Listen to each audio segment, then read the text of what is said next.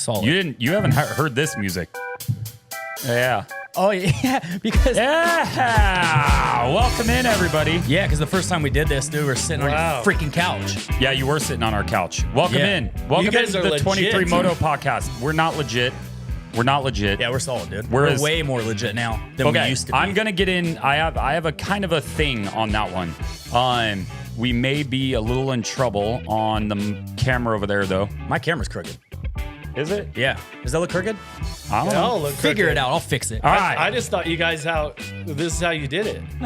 It is a very, very unorganized setup. Well, it's how you are when you're out at the track. You're always laid over crooked anyway. Yeah, that's true. Hey, That's just how you get a little sideways. It is St. Patrick's Day. In honor of St. Patrick's Day.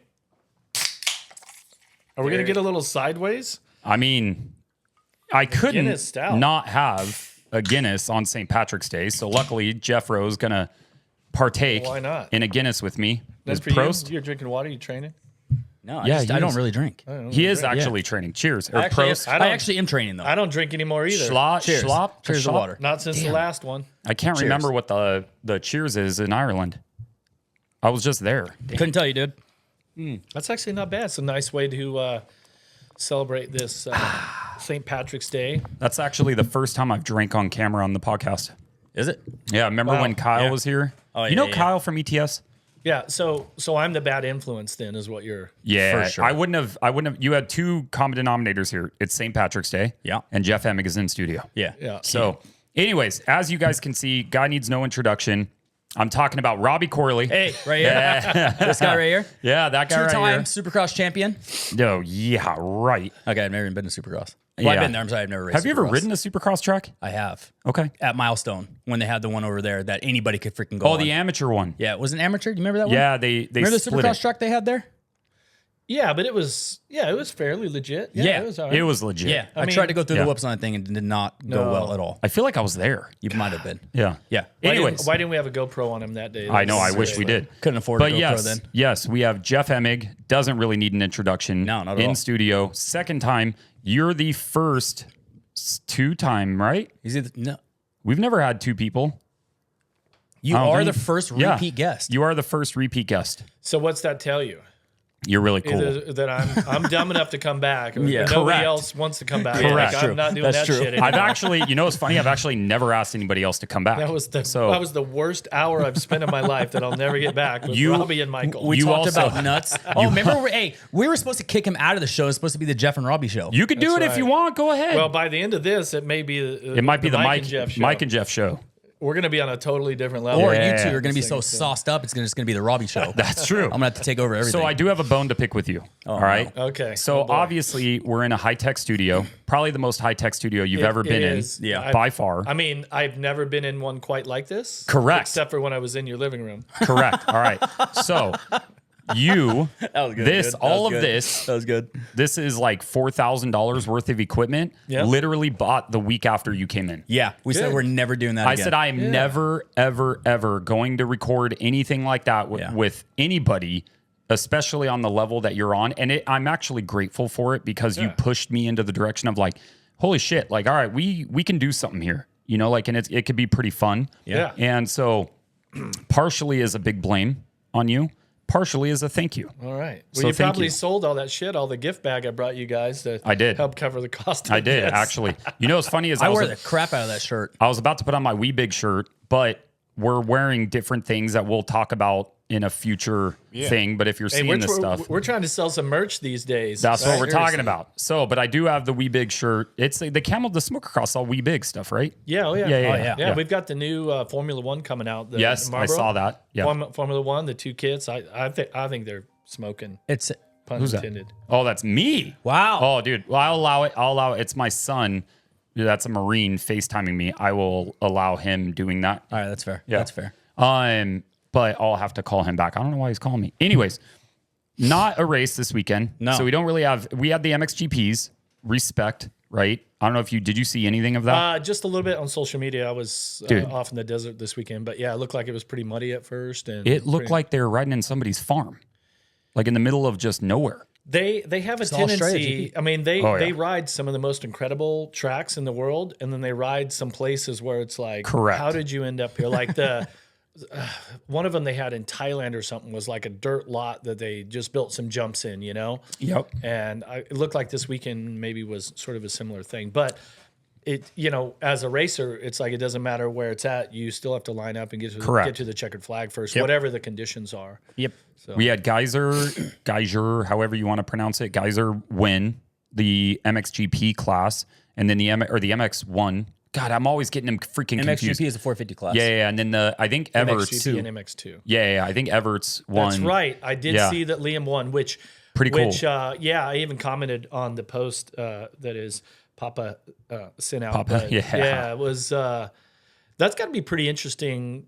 Liam's yet to win a title, but you know, as far as MXGP goes, but to be a third generation rider like that, you know, in business, I always say it's the third generation that the business crumbles. But in this situation, especially after his injury, his determination and you know, certainly work ethic and all that is really impressive. And you know, it's like me trying to teach my son how to play, you know, when he was playing soccer. Oh, yeah. And I watch a lot of soccer, but I've never played. Like, I get no respect on what I can add to it. Right. But when your dad and granddad have, you know, 14 world titles, like, you kind of got to listen. Yeah. You know? It's like you got to put a level of good respect. Kid. Yeah. He seems like a good kid. I've never met him or anything, but he does seem like all the things that I've seen. He seems like he's level-headed. He takes advice. He's even keel, stuff like that. Like, he could be pretty darn good. Is that true? The third generation usually brings it?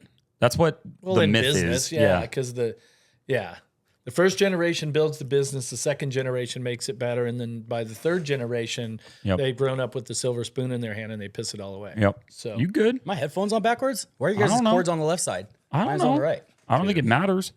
Amateur hour. Hey, that's actually more comfortable right there. Okay. I'm telling you right now, it doesn't matter. I'm doing it, dude. Snap on. It really doesn't matter. So We ain't got a How many producer shows here? have you guys done, and now you just figured out how to put your bro, headphones we're up on? at like We're a lot. up at 50, I think, somewhere on there. Yeah, we're looking for something like that. We're also looking for a title sponsor. Okay, I'll keep that in mind. Emig personally. ODI. I don't want nope. I want you personally. Just sponsored by Jeff all the Emig. shit that I bring, I'll just bring a bag of money and a bunch of products. Just it's the Jeff Emig podcast. Yeah, The sponsored 23 by Moto Jeff Emig. podcast, sponsored So, by you know- Jeff Emig only. Yeah. Well, I used to joke around with Ralph and everybody when we're on the show. I said, if I ever won the lottery, right, and we're talking like you win Won the significant big amount, Mega Millions. 600 million, a billion, right? Yeah. I'd go to Supercross and I'd say, I'm going to sponsor Supercross. Monster's out, right? And Monster, I don't know what the deal is. Maybe it's 20 million a year. Maybe it's 10. Who knows, right? Whatever. But let's say I'm going to piss away $100 million. Just to do it. And it's going to be Jeff Emig Supercross. Let's go down to the Jeff Emig starting line. Here for the Jeff Emig Heat 1, the main, and tonight's main event winner, right? I'm Brought about to you it. by Jeff Emig Supercross. But you never see my name. It's just a picture of my face. That'd be great. That'd be good. That There's would be no pretty good. logo. That would be pretty good. It's just my Jeff. face. and then Sponsored Supercross. by and then your face. What Just picture a face. would you do Right? like an Just- old picture or like a new one? What would you Oh do? man, there's some old ones out there that are not so flattering. I don't know, dude. I think you do like one of the old Shift Ad ones There's or some pretty something. good ones out there. Yeah, Like that there's would some be good ones. that would be pretty funny actually. That would be I have actually said that a few times. There's another guy. I don't know if you know MX Tech Talk. So he has an Instagram and Working on bikes and stuff. No, I don't listen I to don't that think one. he doesn't work on them, but he does give like updates and he'll find like weird random off shit that like you wouldn't. He finds it in the depths of Instagram and like pulls it out and like he was the first one that I saw that Pro Taper made those tires and all that stuff. It was the first one I saw and it was pretty cool. But his biggest thing is he every like week or so he'll post a story of a Mega Millions like jackpot thing, and he goes, "Oh, I'm about to buy Supercross." That's like his thing. So he's had the. It's kind of funny you say that because he said the exact same thing that How much money would you have to win for you to spend $100 million on To Supercross piss for away 1 100 year? million.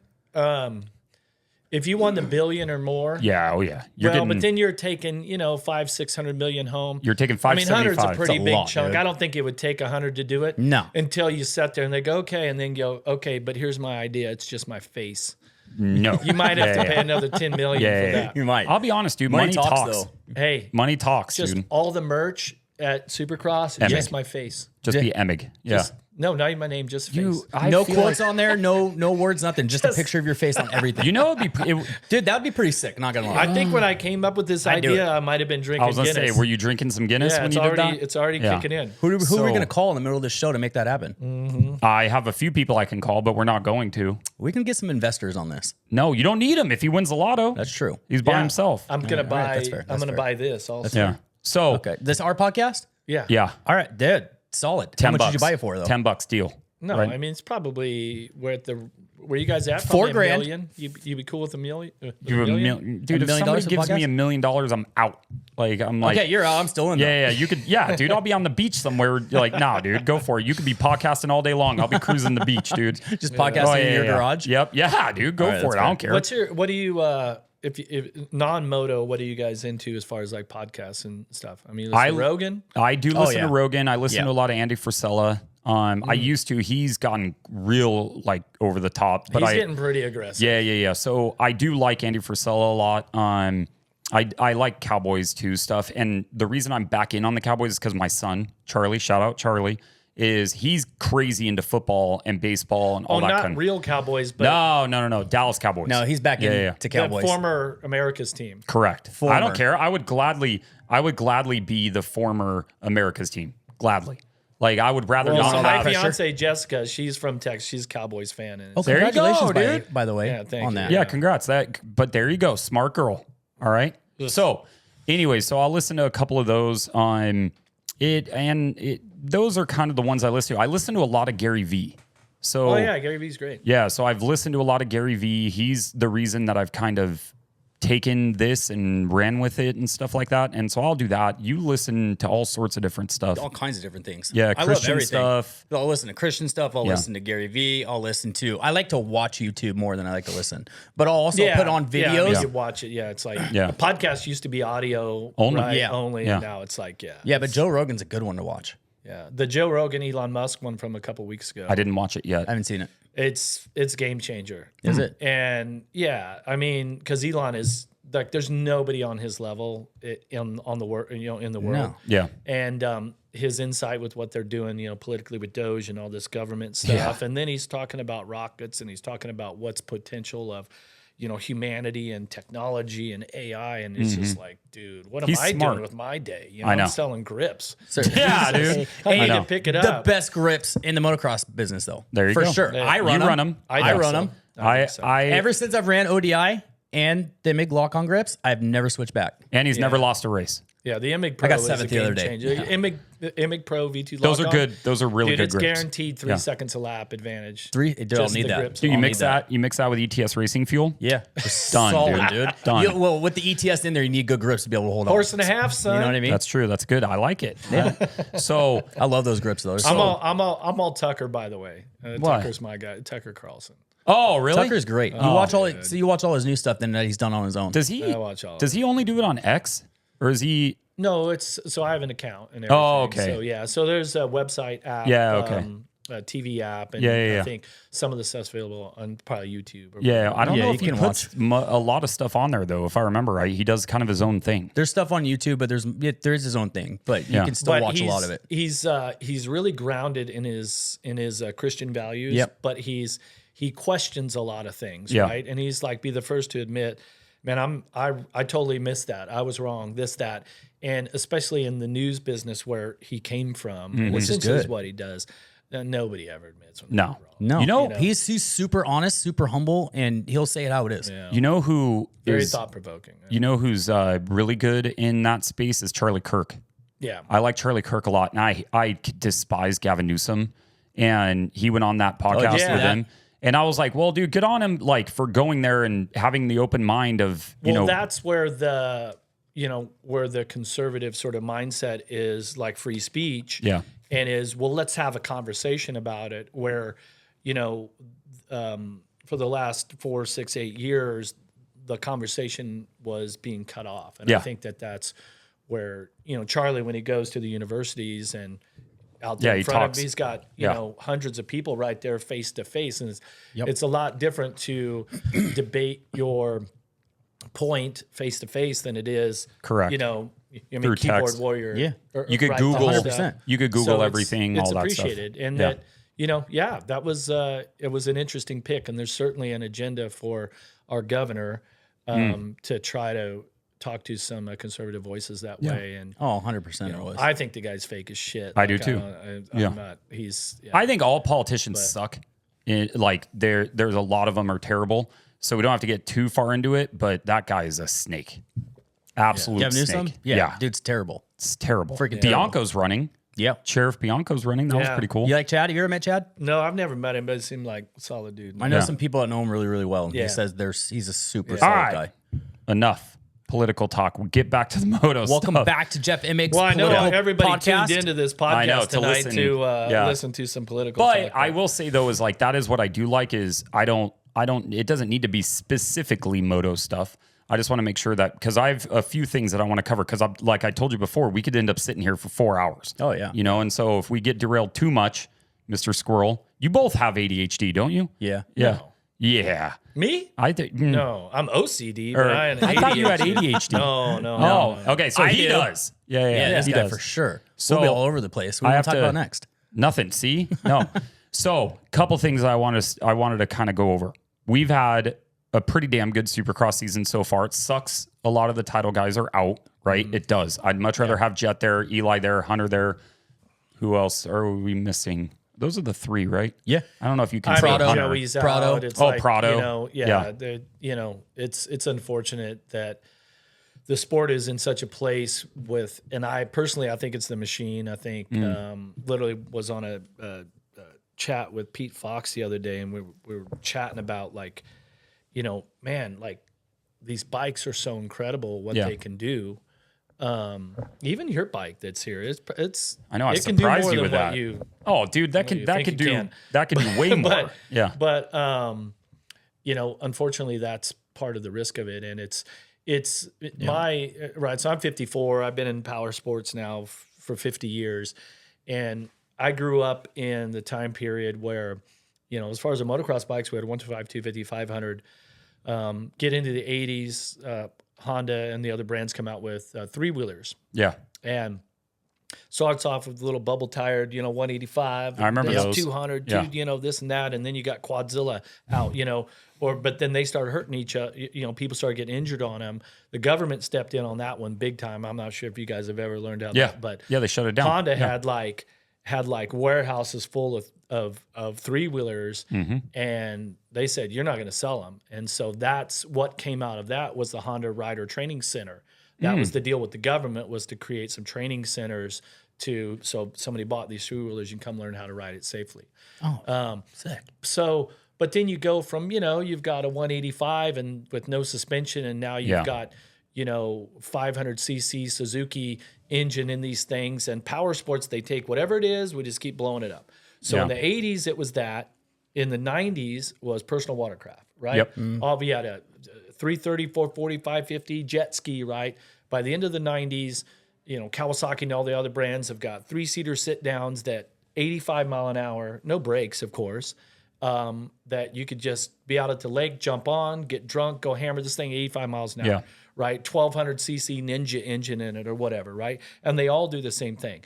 Now, in the last 20 years, we've seen the UTV, right? Used to be like a 600cc Polaris or whatever. I was just out at the desert with friends yesterday, and it's like, dude, the machines they got, the Full-on Fox sand rails. shocks on them, Yeah. like Dude, it's they'll go crazy. across sand whoops this deep. Yeah. You know, the things, I don't even know what top speed is, but so on the production side, all of a sudden it's this. Okay, now we got turbo. Oh, now the next one's twin turbo, blah, blah, blah. And you're in that roll cage, got your cooler in there, you know, the radio's going, and you're blasting this thing, you know, the time of 100 your mile life. an hour.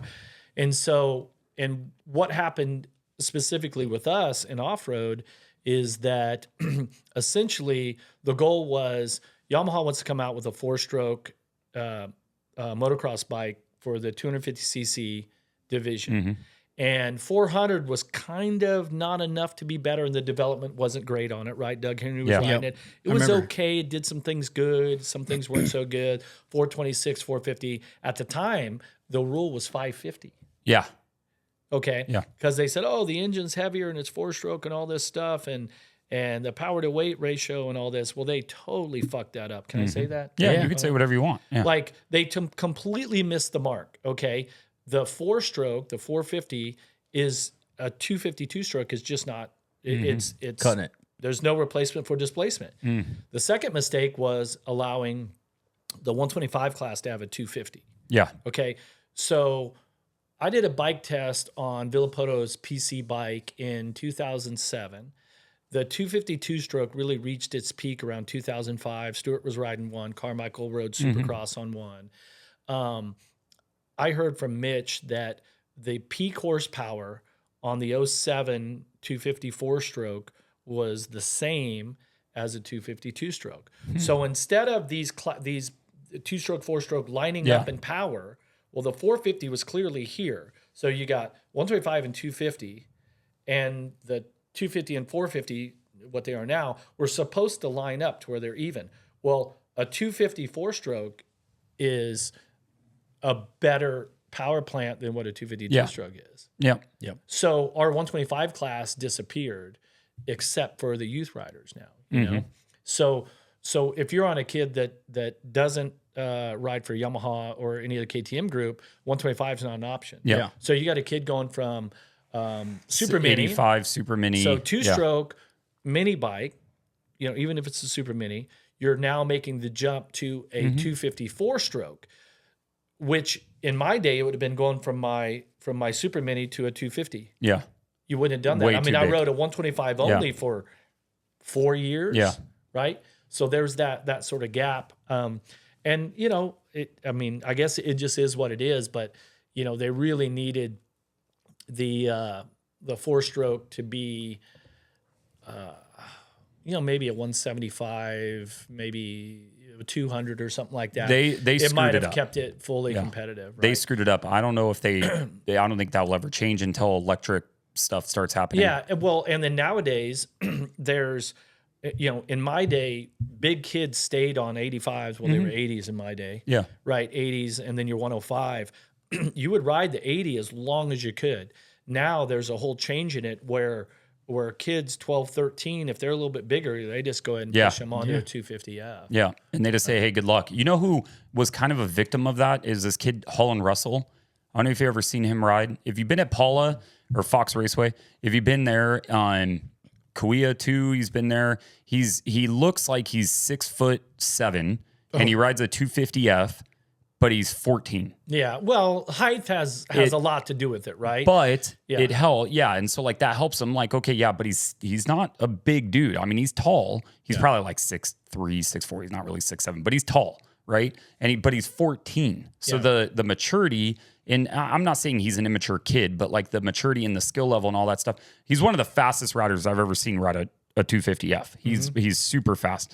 But it kind of sucks because he has no choice, especially somebody like him. The blonde-haired kid? Yeah. Dude, yeah, that kid rips. He's fast. Yeah, super fast. Super fast. I didn't realize he was only 14 years old until I asked you about him. I thought he was for sure an older kid or a guy that raced for sure. But I think, I don't know. I mean, it would be nice. Like, all right, it sucks that you're going to be kind of down on the power because you're going to be staying on a super mini or a 125 or something like that, but you're going to be safer.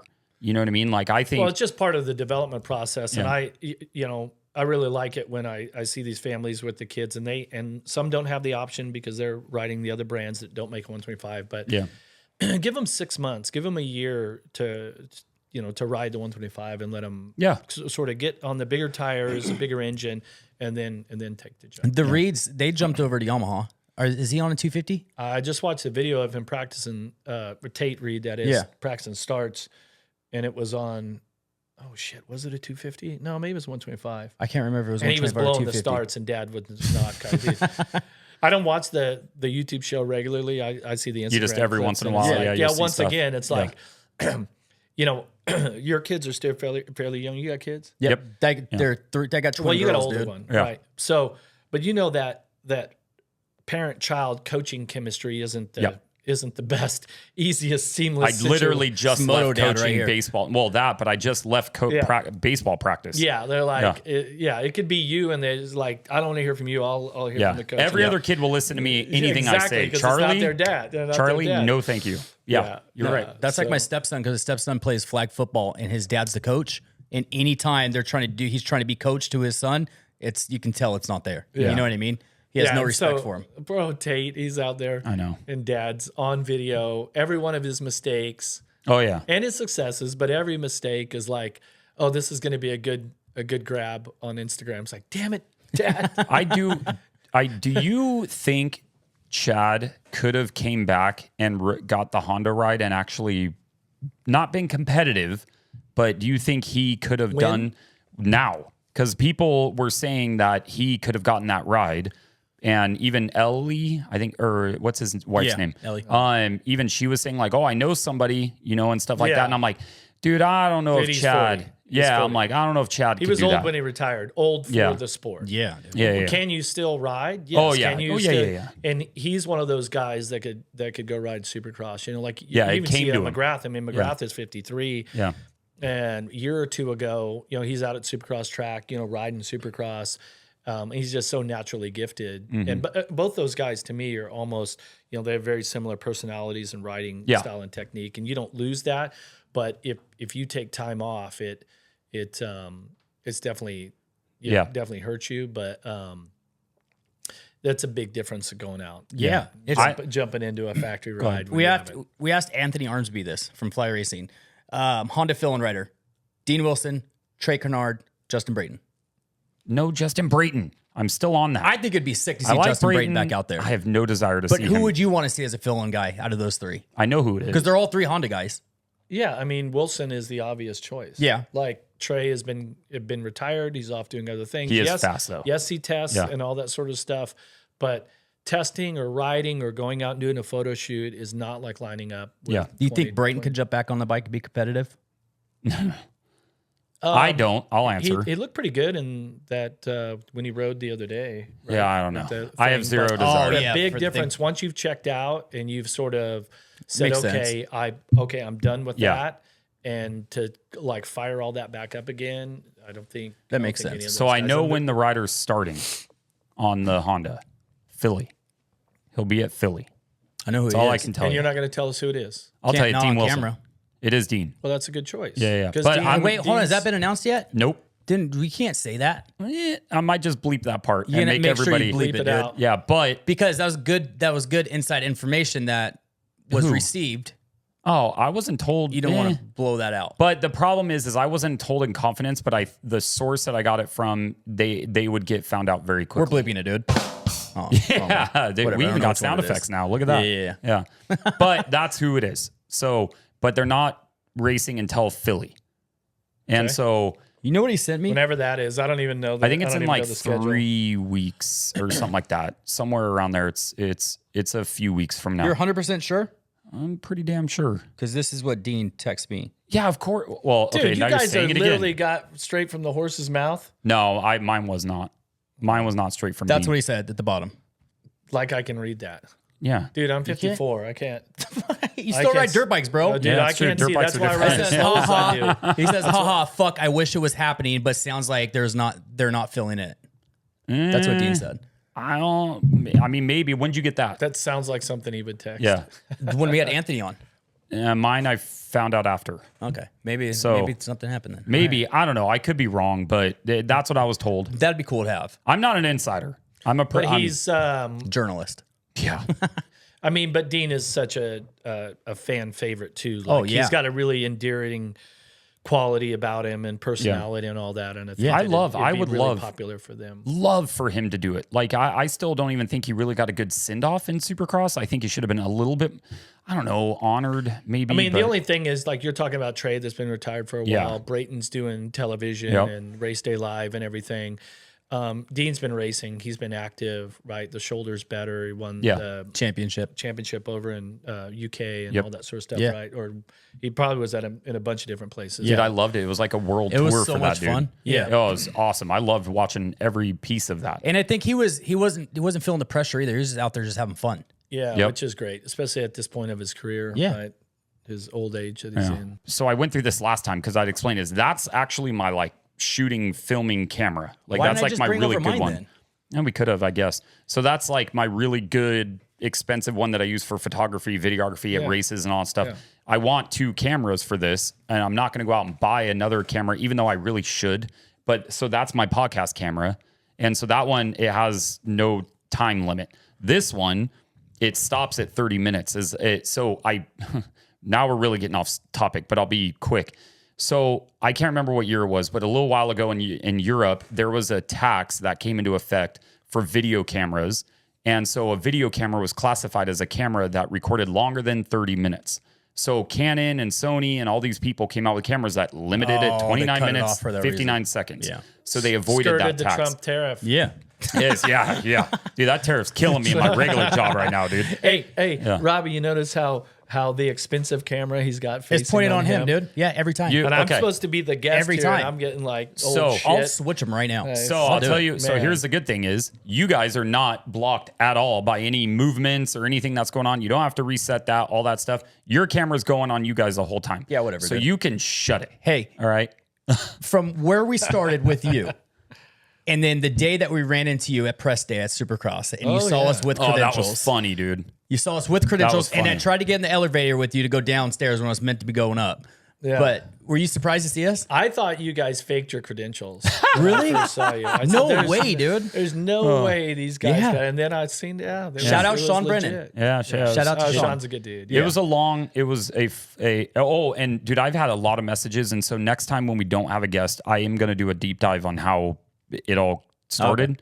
But it was a very long process and one that I am happy that they kind of created a new avenue and a new level of media coverage to like include guys like me. I don't have a media publication. I do now. I'm starting it and all that stuff, but I'm not a journalist, dude. I don't pretend to be a journalist. I don't do any of that stuff. I'm a Guys that love moto. I'm a dude that loves moto and I like sharing it. And so they did create kind of an avenue for me. So Well, I will give you a compliment. I was just telling somebody today that I was coming on the show, and they're like 23 Media, and I said, yeah, they do these unbelievable lock-off shots where you've got the camera locked, and it's like poetry in motion. With like the bikes going through the rhythm section, they're coming towards you. It's really cool. have you heard the music I use for that? Do you know what? I mean, what I probably song? have, but I don't. It's I the don't. Boats and Hose song. You know, like the Catalina wine mixer on Step Brothers.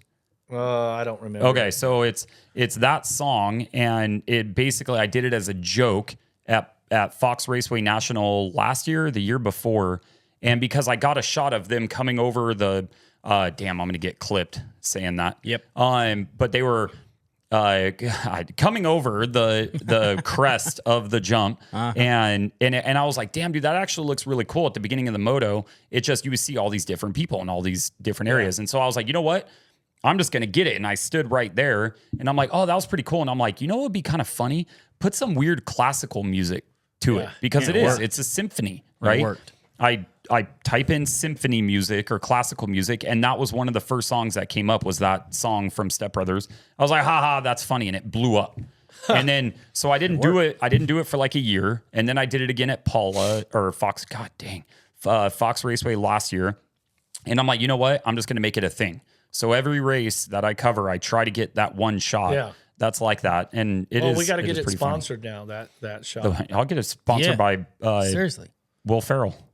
Be like, hey, I'm bringing it back around. Right. Or ODI grips.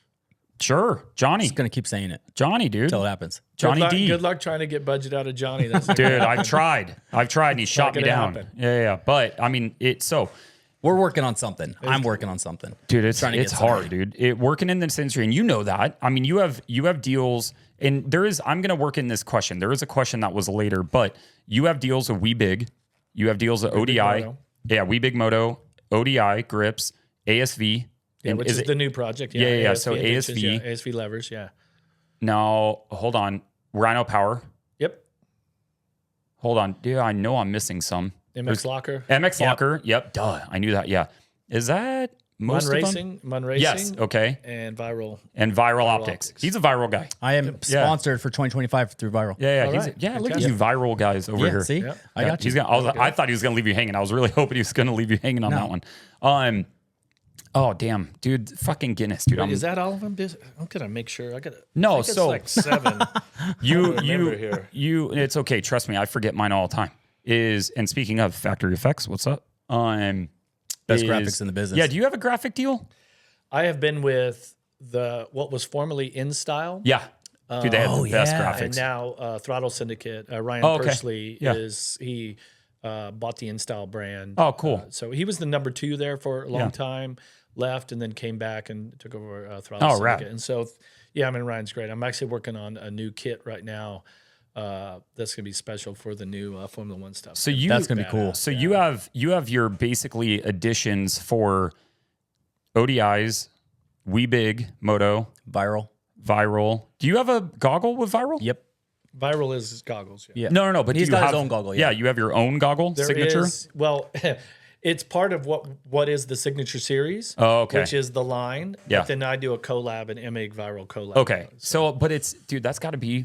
I'm working on with Factory Effects because they're part of my program. I'm working on a signature kit with them, and it's one of the weirdest moments in my life where I'm like, dude, I'm gonna have like a 23 kit with a graphic company, especially like Factory Effects. It was tripping me out. Sure, yeah. Like, oh yeah, look at that. Yep. Who did that logo, by the way? Andy Taylor. Okay. Taylor Creative.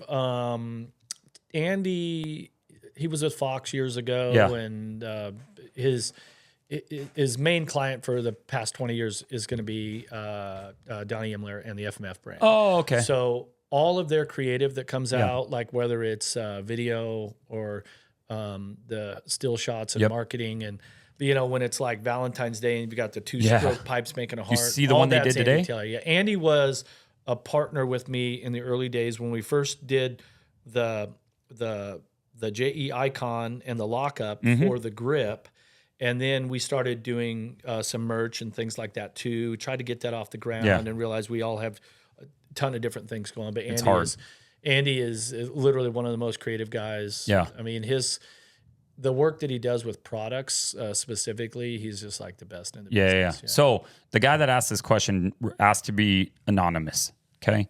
I don't know why, because it's not a bad question, but he wanted to know when you'll get a boot and helmet deal, or if you are with Fox, or if you're with Alpine, you're just kind of running whatever, right?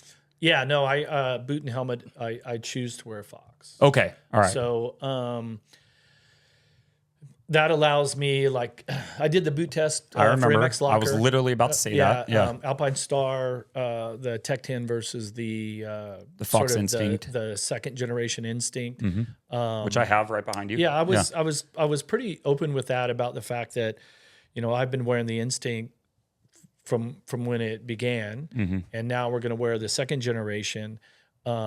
And both boots have a completely different feel. Some people love the Alpine Star, some people love the Fox, whatever. But the biggest thing is that they were 2 totally different boots. Yep. And I try to be upfront with it. Like, look, I don't work for Fox anymore. I don't have a contract with them. Yeah. I choose to wear this product.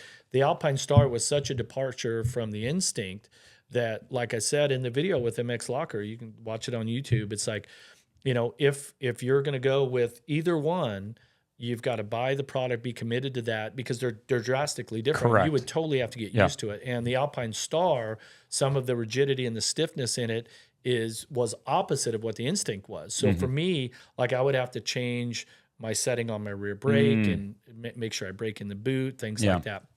But we are going to do another test soon here with the CD and the Garnet. Oh, we're waiting on the product to come in, because I'm really excited. 2 great boots that are really footwear specific brands, right? Pretty dedicated to that. They've been around for decades. Yeah. So I'm excited to try some other boots that way. I did the helmet test. We're going to do some more helmets because there's so many, dozens and dozens out there. We did that test with MX Locker, so we chose 6 to go with. And once again, I thought the fly was fantastic. The fit and the comfort of the new fly was awesome. He's a fly guy. I didn't like the visor placement. Like, the visor was just like sticking up. So I kind of rated that one number 1. I had Fox rated number 2. You know, the thing about this is what I'm used to. And so I try to be upfront about it. Yeah. Okay, this is what I'm used to. So now I'm going to gauge it off of what I know, right? And some of the other helmets were drastically different. It's unfortunate that 6D didn't have their newest helmet out. So it was essentially the last generation 6D, and I didn't like it. But the newest 6D, there's some changes that they've made that I think warrant it to do another test again. I'm hearing a lot of really good feedback from that. I wore my buddy, because my buddy's a sales guy for them, or a sales manager for 60, and I put his on before he wore it, and I'm like, damn, that's a pretty comfortable helmet. And it reminded me of the Fox helmet, their new one, is it V3? V2. Okay, so I put that on. V3, yes. Yeah, it's V3. but I noticed I have RS. big ass ears. Like, you can't see them. I have them hidden with these. Everybody's seen them. I know. I'm just saying. Not many people have on the camera. They're tuning in for you, not for me, right? There's a whole Instagram about them. Yeah, dude, I bet there is. Yeah. But I noticed, like, on the Fox, the ear hole on them is comfortable. It doesn't pinch, it doesn't push in, all that kind of stuff. So it's good for me. Yeah. The 60 was the same way. You know, and like, you have other helmets. I mean, I have a bunch of Alpine Star helmets. I've had Alpine Star was a pretty good helmet. It was a great helmet. It was. I ranked it very high, like something that I would like. So, but the thing is, when it comes to me choosing to wear the Fox helmet and boots right now, like, I'm clearly, like, I don't work for Fox anymore. They don't pay me. I actually buy my product from Fox. They don't even give it to me. Okay. It's some of these products I had a hand in a little bit of the development years and years ago. But until somebody else is going to step up and say, hey, we want you to endorse our brand. Correct. Right? You're going to pay me to endorse a brand, but I'm a 54-year-old guy, right? It is what it is. And I get some of these people like, oh, I can't believe you'd still wear Fox. It's like, well, what else am I supposed to wear? Yeah, seriously. So if there's no deal, then do I go wear somebody else's product? And by wearing that, there's an implied endorsement. Yeah. Okay. And it's like, well, let's also keep in mind that I worked for Fox for 26 years and they paid me millions of dollars. Yeah. So yes, I'm a pretty loyal guy that way. And until there's a reason to change, I like the product. I actually, prefer the product. So why would I not? Why would I not wear that? I'm not going to go endorse somebody else's product for nothing, right? If there's you're going to stick with what you know. Yeah, not a real. I have that on a lot smaller of a scale. And I've even told Robbie this before, is like, anything that I post a picture of, anything I put on and I post a picture of, anything that I put on my Instagram is like, that then says I'm part of that program, or I'm showing that program, or I'm doing something. You endorse it. You're not going to put something out. Hopefully you wouldn't put something out that was crap. And they're like, I mean, but then again, nobody's really came here with a crap product and a bag full of money to sponsor the podcast. You were the first one with your Emig. And if you have a shit product and a bag full of money to back it, let me give you the address. We'll get you 23 Media Podcast. We can probably work something out. I actually, the weirdest one I ever got was like some health thing or something like that. And they're like, we want you. And I like looked at them a little bit and they were very scammy. And I'm like, I'm not taking your money for me to be part of this. Like, I'm not doing it. Like, I said it, I'm like, I'd rather not be part of that, because I'm like, then all of a sudden my credibility goes completely away. Yeah. Like, I don't want to lose the credibility for $500, $1,000. Somebody's got some crazy crypto they want you to. No, it was some health pump and dump scheme. Yeah, dude. Could you imagine if I had a coin? Hawk Tua dude, didn't she come was here. down, dude. She was gone and out. They took advantage of that poor girl. Now she owes people millions. That wasn't her fault. I don't know. She was Technically, really, like, she's smart enough. I know. She's a school teacher. I don't want to discredit you that way, but I say smart enough in the context of being a crypto expert. Yep. Which I assume, just from what I know about her, that she is not a crypto expert. No, Would she's we not. all three agree that she's probably I agree. not? She actually wasn't a school teacher either. She worked in a factory. She came out and said it.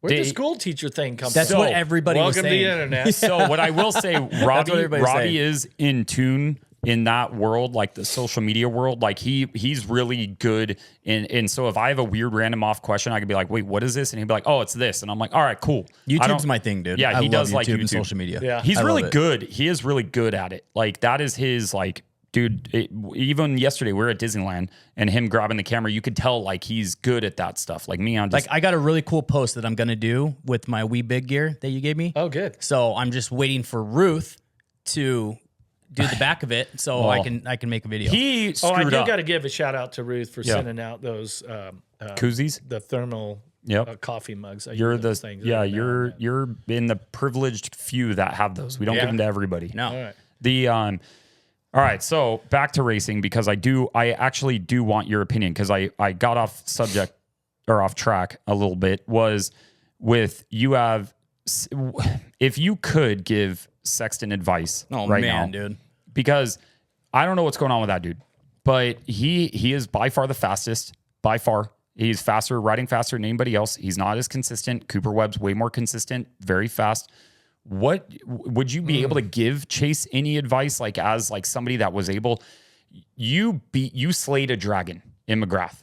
You said no. You know what? Screw this. I'm coming in and I'm going to win this championship. I'm taking this dude down. I'm better than him. Nobody could do. Yeah, like nobody was able to do that. You're the only person that was able to do that. I mean, Carmichael did at the end. Let's don't. But that's not in his peak season though. That does not. That it counts, but it doesn't count. I don't think I it see what counts. you're As, saying. I don't think it's important. And this is not me brown nosing you at all, like at all. Oh, it is. It's not. You took him down when I think a lot of people didn't believe that anybody could. Yeah. And I think Chase is in that mindset of nobody could beat Jet, right? Jet is just unreal. And then now I think he's starting to think the same way about Webb a little bit. I would think. I could be wrong in that. Webb has that eye of the tiger. He's got an aura about him in this situation. And did you finish that? Yeah. You race the competitions that's there, you know, and somebody says, oh, this guy's hurt or that guy's hurt, but it's like it's all part of it. You got to be there the whole time to win it. And you race the guys on the line. You know, I was with some friends down in Yorba Linda, this guy's house, beautiful bar set up, about 6, 7, 8 guys around. And the race that Malcolm Stewart won. Yeah. Tampa. And we were watching Tampa, and Malcolm was riding amazing that night. But I'm like, Chase is out front. Yeah. Like he's already won a couple times. Like I'm going, you guys settle down. Malcolm's not going to win this race. Sexton's going to win this thing, right? And I'm like, you guys settle down. Malcolm's riding great, you know, but don't get over your skis too much. Mm-hmm. And then he's down. Yeah. And you're like, what just happened? And then he made more mistakes, right? Got passed right at the end. You know, Carmichael and I talk about those types of mistakes out of guys all the time. It's like, what just happened there? Yeah. Seriously. Like you're supposed to be good enough to where that doesn't happen. And that's a concentration and a focus thing. You know, I would say that there is a bit of he's out front doing his thing, and that he's not staying present enough with his thoughts and his concentration. Okay. But that's, you know, I mean, I don't know. You know, only Chase knows. Correct. Nobody else even knows. But correct. But my assumption, which I hate to make assumptions, but is like he's getting out there and his concentration wandered on him, you know, and that's where you end up making those mistakes. You're thinking about something that's after the checkered flag when you have to stay absolutely present. I watched some interviews with Michael Jordan talking about the importance of staying so present in a game where it's like down to a shot. Yeah. And, you know, you're not looking at this clock and the time on the board and, oh, we've got a 20-point lead. You know, basketball, you can go, you know, it's like you have to be so present, and that trying to not let your thoughts get far enough. Oh, well, if we win this, then we win the title, you know, win the NBA championship, or then we're only one game away from, you know, no, you're talking about you're dribbling the ball, worrying about the shot, and that's as far ahead as you're thinking. I don't know, maybe in that situation, you know, he had a comfortable lead. You know, I think it's 5 seconds-ish, you know, give or take. But that's in modern Supercross, 5 seconds is a pretty good win. Yeah. Yep. You know, it's pretty tight.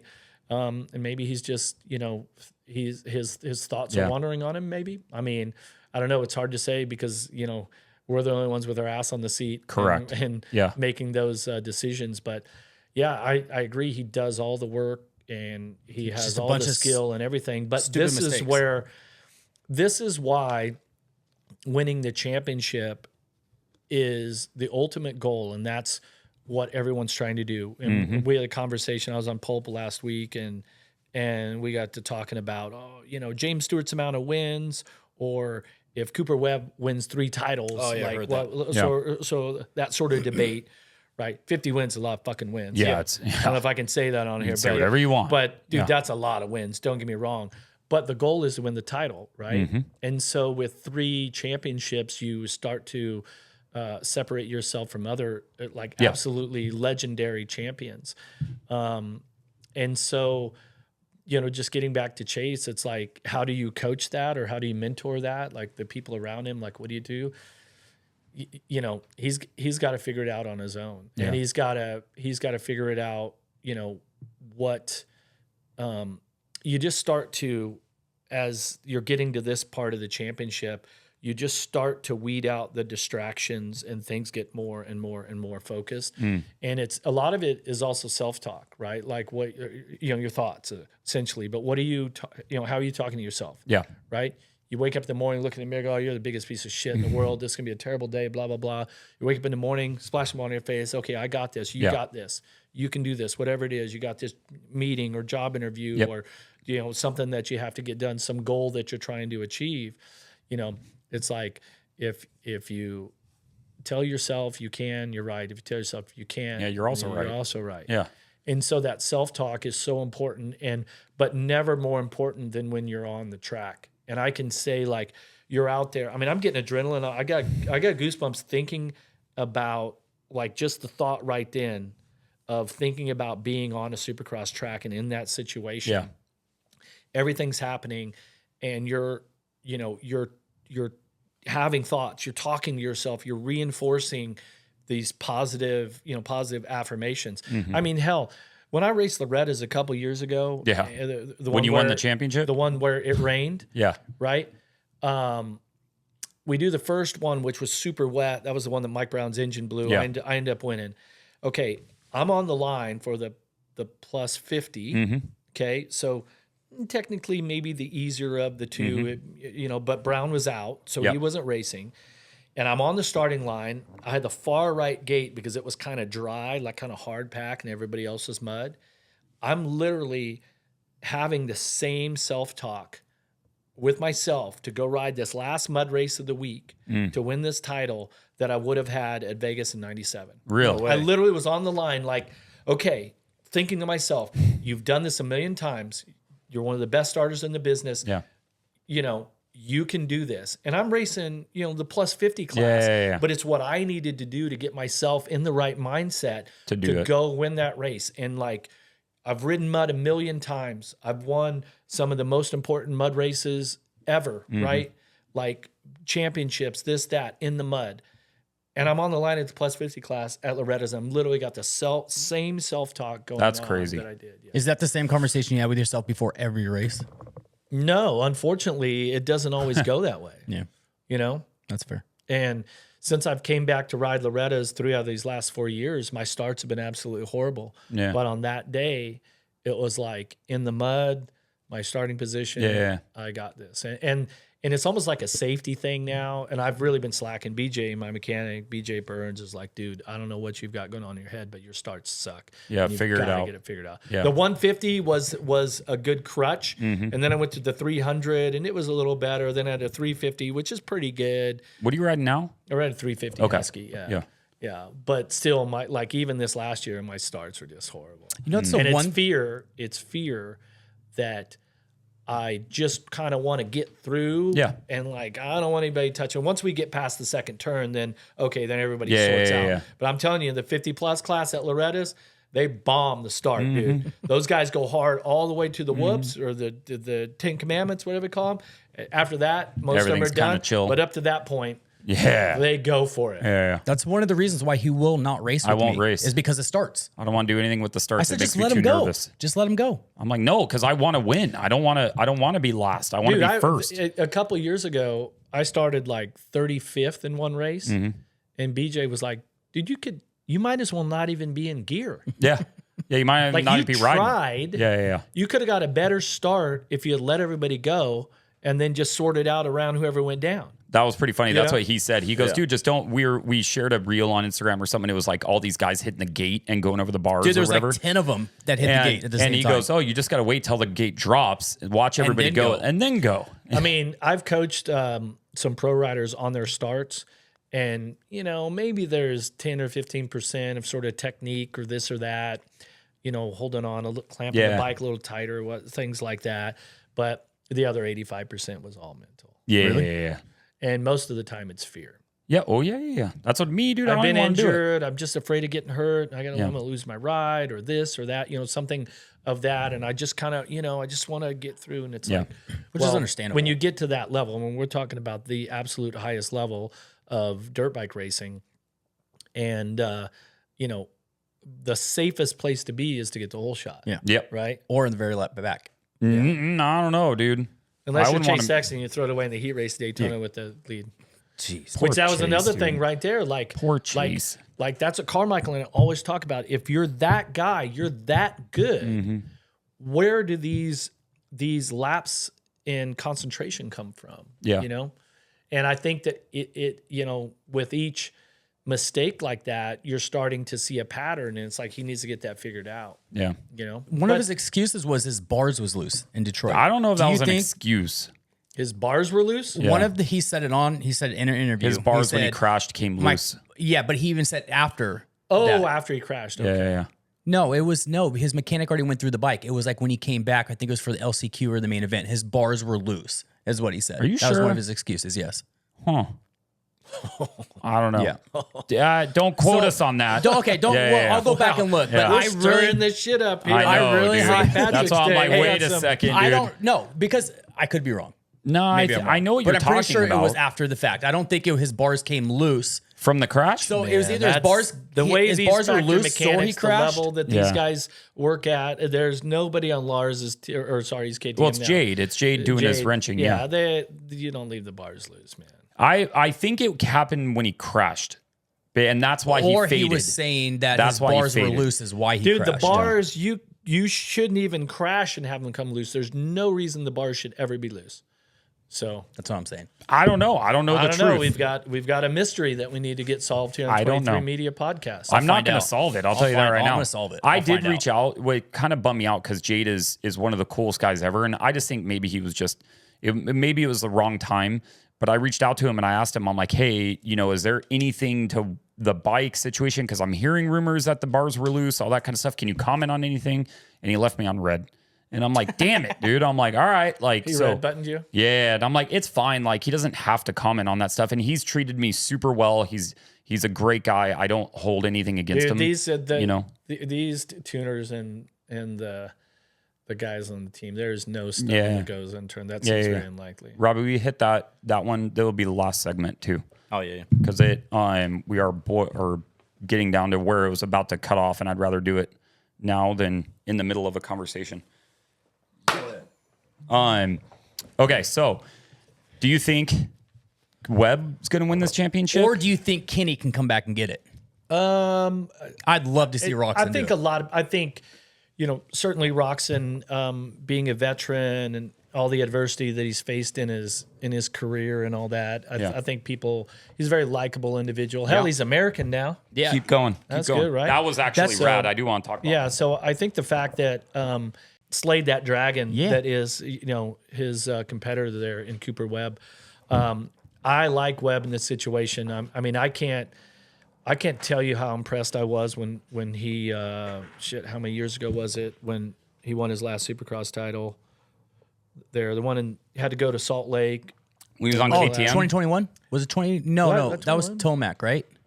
Fuck, 2021. I don't fucking know. They all the years run together, but Webb, everything that I know about him is that when you're in this pressure situation, he's the guy that gets it done. Yeah, correct. And you just unfortunately, I don't think that there's no indicators right now that Sexton is the guy to get it done. Mm-hmm. And they're going to have to figure that out because we're right there in the mix of it. And so it'd be interesting to see how Sexton and Roxon and these guys, how they respond to that. Yeah. But Webb certainly has an aura about him And as a competitor, like, and he keeps getting better and more solid, starts get better, and he's tough as nails when it comes to the last part of the race. Yeah. So He's solid. I mean, at if the end of the race. you got to put your money on it, not unfortunately, but if you're a fan of Roxon or Sexton, the smart money is Webb. on Webb. On Webb. Agreed. I just think, I don't know. I keep saying that Sexton's going to end up winning again. And I'm like, he will win again. But I'm like, he'll win this weekend. Then he'll start checking out and all stuff. And it just doesn't happen. And I'm like, I just think it's just going to be Webb's now. Yeah. And I mean, I hate to be so negative on Sexton because he's such an incredible rider. Super. And champion. But remember a couple years ago when he was riding Honda and he just kept falling down, pushing the front end. It's like, what are you doing, dude? What is that? Yeah, there was, and you're a factory team, so you should be able to figure it out. There was something to that little Honda twitch that happened. There was wild. for sure. So wild. Yeah, but you should be able to figure it out on a factory level, like to where you don't have that happen. he's doing the same thing on a KTM though. That's the problem. Now you're starting to do And it he's again. stalling the bike a lot too. I know. Yeah, that's a weird. He doesn't use it. Nobody uses a clutch. Do you use your clutch? No, I was very light on the clutch. Yeah. Okay, but nobody uses their clutch now. Like even amateur kids coming up, like nobody's using their clutch anymore. You just power shift? You can if it's not I under. use the clutch too much right now. Now that I think about it, BJ gives me shit about it. It's like, dude, you gotta lay off the clutch. Really? No, So, but typically I'm very light on. The Usually, what it is as long as the motor isn't under power, you can shift without the clutch.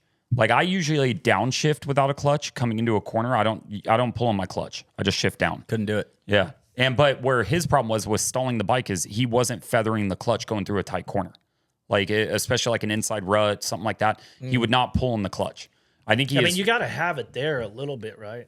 That's It's what just you would all think. those little mistakes that he keeps making though. Yeah. But God, dude, I love watching that dude ride. Yeah. No, he's good, dude. He's super good. He really is. But Webb's got it. Sometimes when he gets in the zone, he just has that his body language on the bike and sort of how his stature is so like perfect. Yeah. And he rides everything so perfect. And then sometimes it's like he'll just be so far above the competition in certain races, right? And you're like, well, just do that again. Yeah. Whatever you did there, do replicate that. it. Right. It's not that hard, dude. But that's why racing at the highest level here is so difficult because it's more than just going out to the test track and racing against a stopwatch. Yeah. There are a million other things running through your head, and you have to have the mental capacity to manage all of this.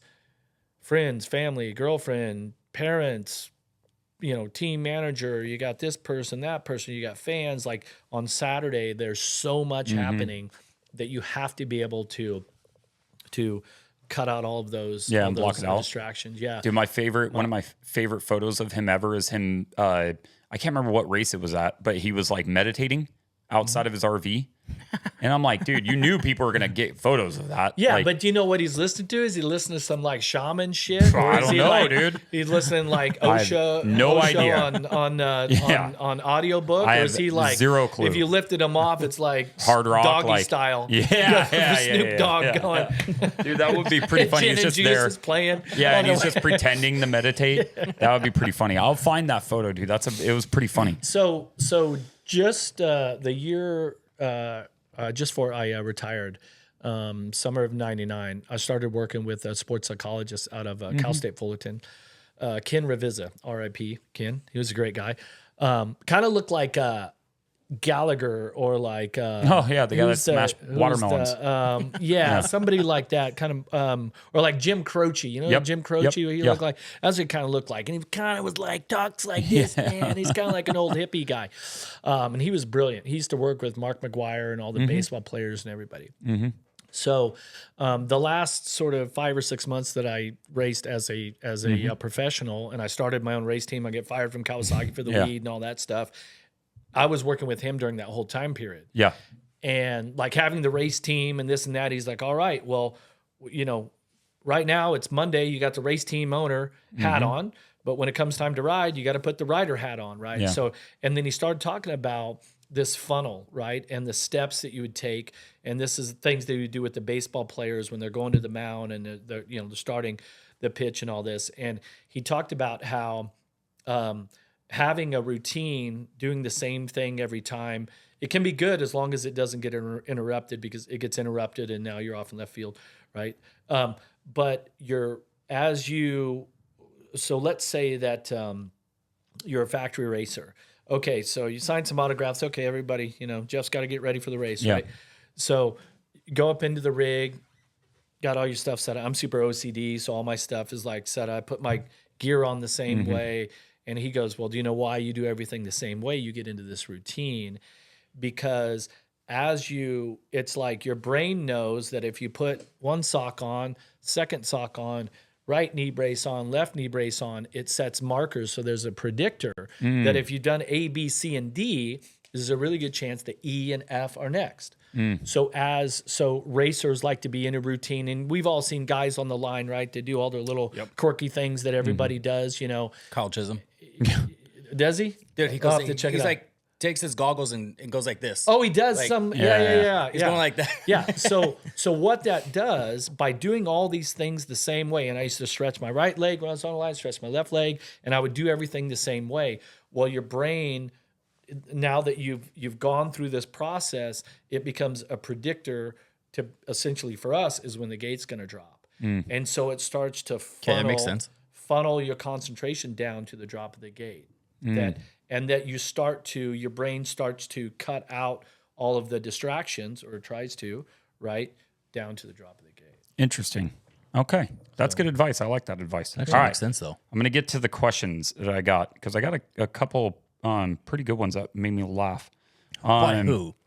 You know, as I was thinking when you were telling that story earlier about watching the race with like some of your buddies, it would be really hard for me to be sitting listening to you watch a race that's like live.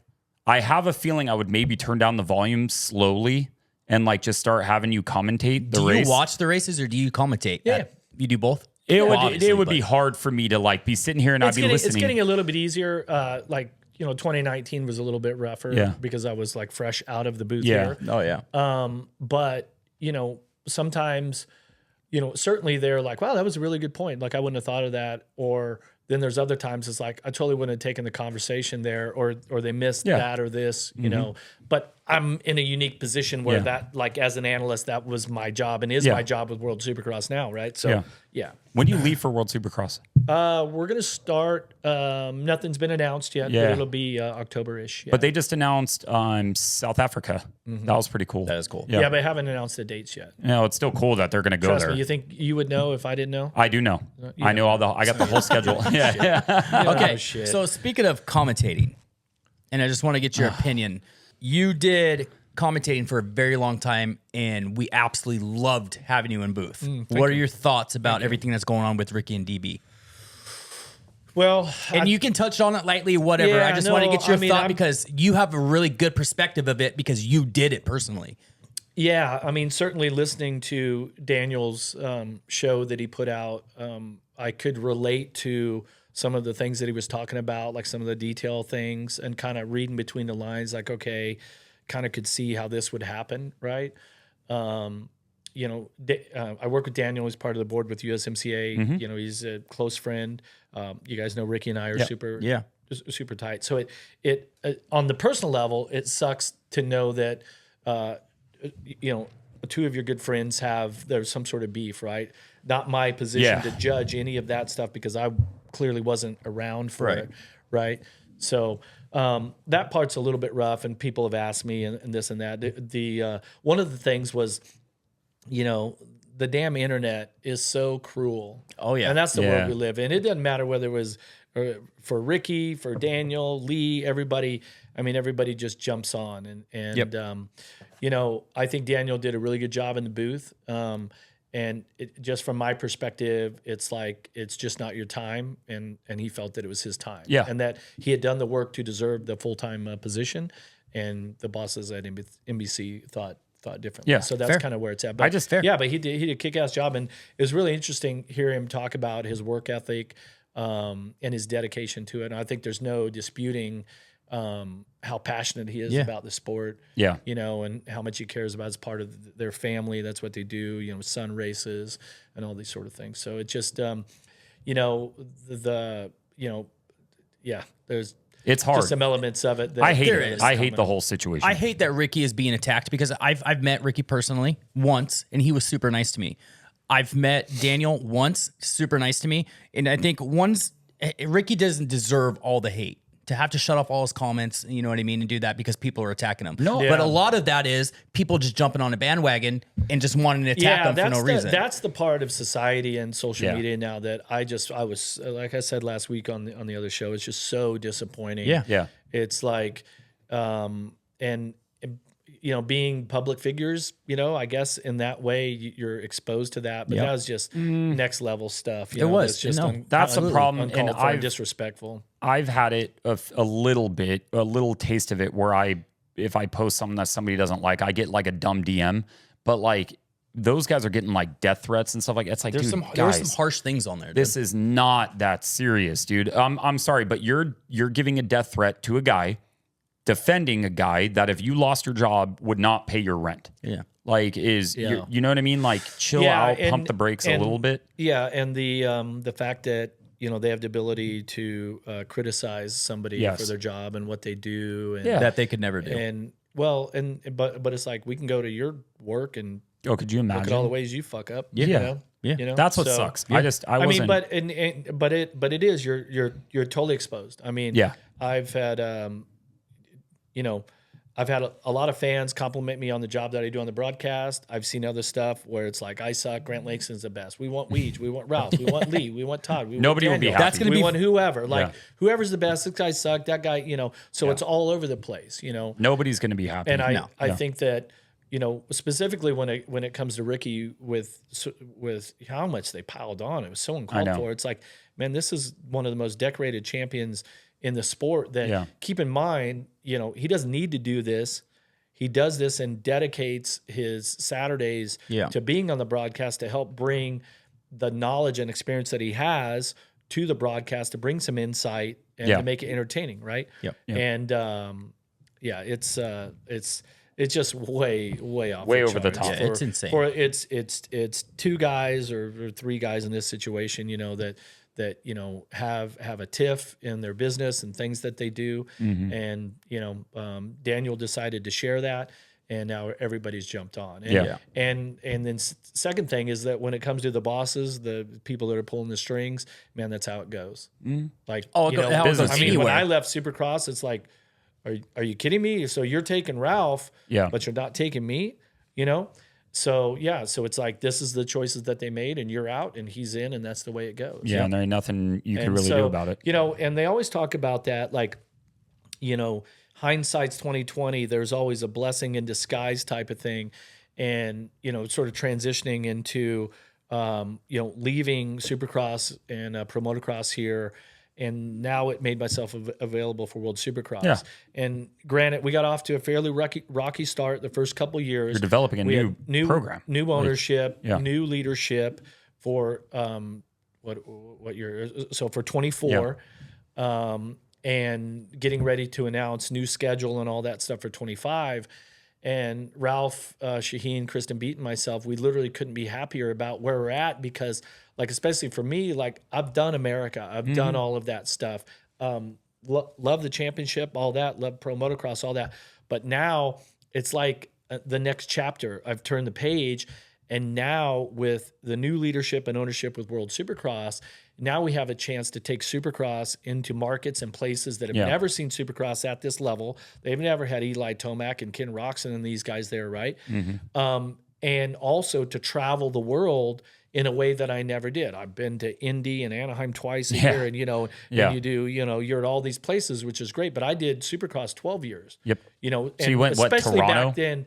Yeah, Toronto. Yeah, Vancouver, that'd be the only international one. Yeah.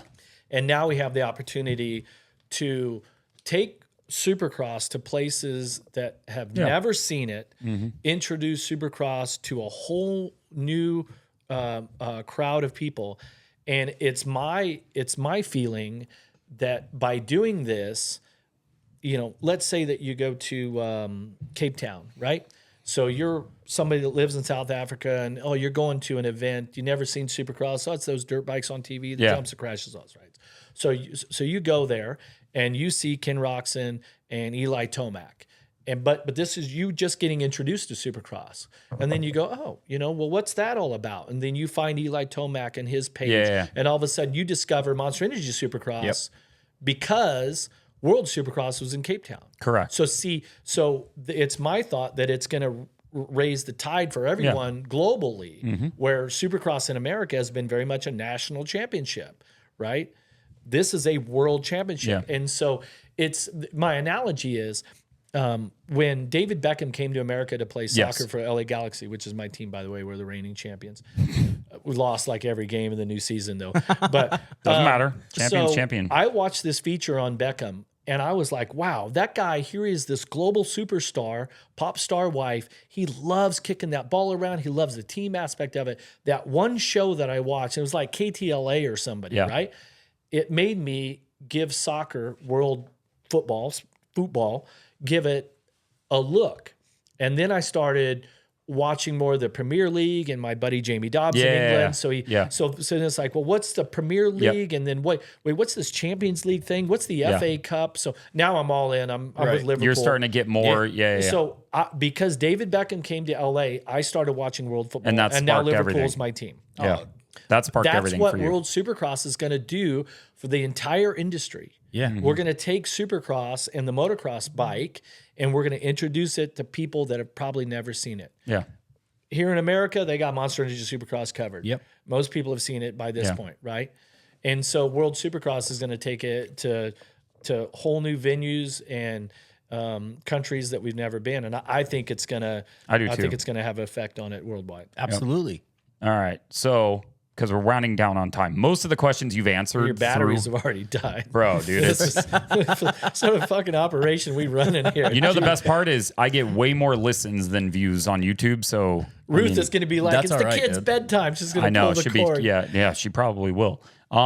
So if you could pick a current sponsor of like a present day sponsor that you could have had when you raced, is there any of them that stick out to you? Like if Monster, because Monster wasn't really around then. I mean, I would have fit in good with Monster. You probably would. I mean, Red Bull's a little bit, for sure. Right? They're very athlete, clean, image driven. Monster, you'd have been, pulling party. Yeah, maybe Rockstar. Rockstar, I think would definitely fit you way more. Jen Calvin, if you're out there, just sign me up for a deal. That would have been good. Be pretty funny. I don't know. I thought that was kind of cool, but but like I said, I have a bunch, but like most of them we've already talked about, and I asked in between. Do you have a best Canyon Lake story you could share? Oh man. That I can share? Probably not that I can share. I mean, there was the night at Pepe's that McGrath cut his foot on the, those big like 70s style goblets. Right? Oh, The They glass had the margaritas like in. Thick. Yeah. So we were all there that night. It was a big day. So I seen it went into the night, and Phil Lawrence is on stage singing Led Zeppelin with a beanie on and sunglasses. And, everyone's around. We're having a good time. And then Jeremy ended up stepping on a broken glass. Damn. So that was a Pepe's has been there that long? Yeah, dude. That same it's one in before Corona? my generation. No, the one across the street. Canyon Lake. Right across the street. I was thinking of the one in Corona. Right across the street from Canyon Lake. No, the gate right there. That's crazy. All right. Well, we were going hard on the karaoke that night. Yeah. Were you? I hate karaoke. Dude, I wish I could have been around those I have to be times. hammered to do karaoke. I'd love to see you do karaoke. No, you don't want to do that. We all live in a yellow submarine. That's what your song is. You can go for it. Submarine. Yeah, come on. I'll just hear. Hold on. Get it on. No.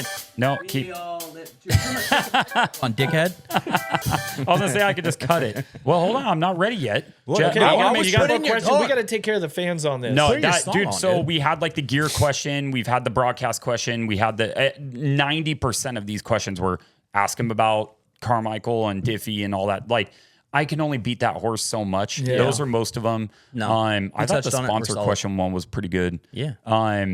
I don't know. I mean, and not only that, but this is a follow-up, right? Like I asked you a bunch of stuff personally that I wanted to ask you in the last one. Like I thought that was pretty good. What do you got coming up? Anything? Coming up, gonna do the Moto Masters Vet Series race at Billadilla back there in Texas. Cool. So I've been spending a lot of time with Billy Stevens at his ranch and all that. So that place, you guys got to come out for. I would love to come out for one of those. Tracks, man. Gonna do Loretta's Regional. Just got a off-road bike, like I mentioned earlier, from Chip Munn. So got me an FE350, and hopefully Me and the fiance get a few more riding trips in. Yeah. Things like that. So What? Okay, the ASV thing, that's new. Yeah. So, Well, last year, but we're just introducing the first. I was gonna say I haven't seen it. Yeah, I've been running ASV since last summer. That I've seen, but you're running something different now, right? Or you're coming out with something different, right? Yeah, so we've got a new product coming out. We're basically gonna pair your choice of ASV lever like Link. Oh, okay. The F4 levers, Yep. or if you have a cable, it's a different number. I don't know the exact Yep. numbers. Yep. I run the F4s, but there's a bunch of different options. So what we're going to do is we're going to do a kit where we pair your lever choice with the Emig Pro. And what we've done is we made 3 custom colors of the Emig Pro, and then you'll buy it as a kit. So the first ones that are coming out, I actually just seen the grips when I was driving over here. So the first Emig kit that's going to come out is going to be a black, white, gold Emig Pro, rad. which right now we do a black, white mag. We don't do the gold, so it's going to be black. It's going to look a lot like this Guinness can, to be honest with you. Yeah. So it's going to be That was his black, inspiration. white, gold. Yeah. And there'll be kits that'll be in dealers. That'll be prepackaged kits. But then if you order directly from ASV, you could like change the length of lever that you wanted. But there's gonna be some branding on the levers, black lever, gold dials, things like that. And then 2 more colorways coming out after that. Cool. I like ASV levers; they're good. Yeah, they're great, and they make everything. Like if they literally make everything That you could think of. If you not want, just for Moto. If you want a billet one for your Honda that's a factory spec that you don't want, the unbreakable spring-loaded lever and the dial, which is super adjustable, by the way. I would never run anything else now. But if you wanted like a factory replacement, there's a billet one for like the factory riders. Well, there's also all of these levers. There's some cast, there's some billet, all this so the stock Honda would feel different than the stock Yamaha than the stock Cowie. Dude, they have all of it for whatever feel you want. Like they make like thousands of products. And so whether you want an OE replacement or you want to go with the unbreakable, it's all that stuff. I'm going to get them for my bike. What's the owner's name? Bob Morales. Bob. I think he emailed me. I literally talked to him when I drove up. That's why I was sitting out there for a second. We're finishing up a meeting on this new Pro Pack thing. They're all good people over there. I've talked to a couple of people over there on stuff, and they're really cool. So, thank you for coming on. Yeah, my pleasure. Again, I really appreciate it. Hey, dude, the next time you come on, I'm gonna have like a studio in a warehouse somewhere. Like it's just gonna level up, each time. I seem to be the catalyst for you pretty much are. So. Yeah, dude. Every time he shows up, we upgrade. Yeah, pretty much. That's right. Well, we're gonna need a camera battery at least. Yeah. I have one. It's right here. It's supposed to be in there. I don't know. Yeah, it is supposed to be. I don't know why that happened. I do want to get to like a single camera system, but everybody likes like the multi-view, and I don't fucking know, dude. It's hard pleasing everybody. So if you could have one guest on, and I could help facilitate that, who do we need to talk to? Oh, dude, I'm kind of weird is I want somebody to come on that wants to come on more than anything. And I don't mean like, oh, I'm bringing them something. I don't mean that, but I want somebody to be like, yeah, dude, I'd love to, like, I don't even care who that is. It doesn't really matter to me. Do we have an extra chair? We could, I have 4. We could go Ricky, Lee, and Daniel and see, dude, get them on. Dude, if that would be amazing. I would, remember we were talking about the lotto earlier? Yeah. I would have to win the lotto to set that up. Yeah. You know what I mean? Like I'd have to pay a lot of money to get that set up. I'll go drop $4,000 on. I don't know. Mics. It doesn't matter. Look, the bottom line is Ralph would be cool. Ralph would be great. He is a great interview, especially. Well, he might drink a Guinness today, but he likes a Blue Moon. I love Blue Moon. I got those in there Jameson, too. And he's going to have to have an iced tea also. So. He's from the South. A Diet Coke every now and then. Isn't he from? He's from Sacramento, lives in Charlotte. But, okay. Well, he's indoctrinated in that culture now. But one thing I want to just my last little comment is just remember that like all these people out there with all this negative stuff, everybody involved are actually super high quality people. Oh yeah. And every one of us have been in a situation where we either made a mistake or didn't come off right. The optics weren't good, any of that stuff. I certainly have done plenty of stupid shit in my life, right?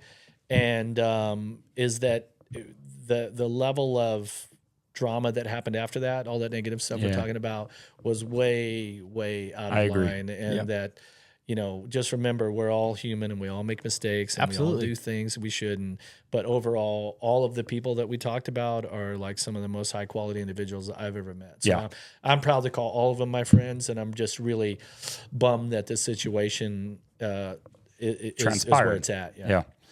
All right. Well said. I agree. Thank you for coming on. Like I said, I appreciate it. Yeah, I appreciate it a lot. Thanks for the Guinness. You're welcome. I didn't finish mine, by the way. You dusted yours. Yeah, dude. It's St. Patrick's Day. I know. That's what I'm supposed to do. You have to drive. I just have to walk upstairs and go to bed. I'm like half of this thing. Yeah. So, no, really, thank you for coming on. If I do think of any, I'll definitely hit you up on them. And I don't know. You got anything? You're done, right? No, I'm done. Yeah, you're good. All right. Hey, thank you guys for watching the 23 Media Podcast. Sponsored by Jeff Emig. Sponsored by Jeff Emig. Just my face. Just the Emig face. Sponsored by. Speaking of, before you leave, I have to take a thumbnail photo of you. All right, let's do it. Thanks everybody for listening. Oh, dude, you didn't tell everybody though. What? You didn't shout out Factory Effects. You didn't shout out TBT. You didn't shout out ETS. FlyRacing.com, best gear company in the business, dude. Fly Racing is not part of the program. I'm trying to get Fly Racing part of the program. He is trying. Okay? Yeah. I'm trying, dude. I'm in works with Anthony. It's all good. Right. Yeah. So, but shout out Race Kawasaki. Race Kawasaki. How do I mute your mic, dude? There you go. Okay, perfect. Yeah, shout out Race Kawasaki, best bike in the business, dude. What do you mean? I love it. They're also not part of the program. They're not, but they will be. All right. Thank you guys for watching. We're out of here. Shout out freaking. I'm just kidding.